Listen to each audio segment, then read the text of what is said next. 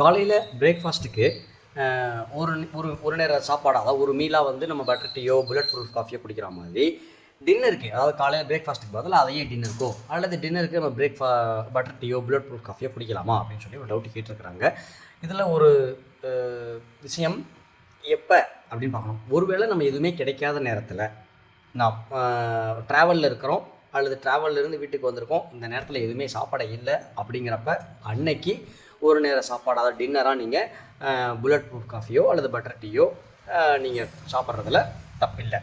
ஆனால் ரெகுலராக அப்படி சாப்பிடக்கூடாது. ஏன் அப்படின்னா பேலியோ டயட்டோடைய முக்கியமான தம் ரூலில் ஒன்று ஃபுட் பிரமிட். அந்த ஃபுட் பிரமிடுன்றது என்னென்னு பார்த்தீங்கன்னா, காலையில் சாப்பாடு கம்மியாக இருக்கணும், மதிய சாப்பாடு மீடியமாக இருக்கணும், ராத்திரி சாப்பாடு ஹெவியாக இருக்கணும். அதாவது அந்த காலையில் சாப்பாடு ராத்திரி சாப்பாடு அப்படிங்கிறத விட ஃபஸ்ட் மீல் அல்லது லாஸ்ட் மீல் அடே, அந்த லாஸ்ட் மீல் அடேன்றது ஹெவியாக இருக்கணும், ப்ரோட்டீன் ரிச்சாக இருக்கணும். அதுதான் உங்களுக்கு பசியை அல்லது கொழுப்பு அதிகமாக இருக்கணும், கொழுப்பு அதிகமான உணவாக இருக்கணும்.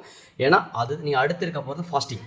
அந்த லாஸ்ட் மீல் அ டேக்கு அப்புறம் ஃபஸ்ட் மீல் அ டே நெக்ஸ்ட் டே வரும்போது அந்த டைம் டியூரேஷன் ரொம்ப அதிகம். அப்போ அதுக்கு வந்து உங்களுக்கு ப்ரோட்டீன் ரிச்சாகவும் கொலஸ்ட்ரால் ரிச்சாக ஃபேட் ரிச்சாகவும் இருக்கும்போது தான் உங்களுக்கு அது ரொம்ப நேரம் உங்கள் பசியை தாங்கும், உங்களுக்கு எனர்ஜி கொடுக்கும், நீங்கள் டயர்டாகவும் இருப்பீங்க, உங்களுக்கு நியூட்ரிஷனல் பேலன்ஸ் இருக்கும்.